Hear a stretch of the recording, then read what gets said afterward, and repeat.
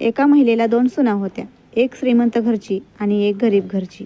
श्रीमंत घरची सून देखणी आणि बोलकी होती, तर दुसरी गरीब घरची सून साधी पण मनाने खरी आणि चांगली होती. राखी जवळ आली. दोघींनीही भावाकडे जाणार म्हणून सांगितलं. सासू श्रीमंत सुनेला म्हणाली, जा हो, 4 दिवस राहा, भावाला आनंद होईल. पण गरीब घरच्या सुनेला म्हणाली, तू नको जायला, घरात काम कोण करणार.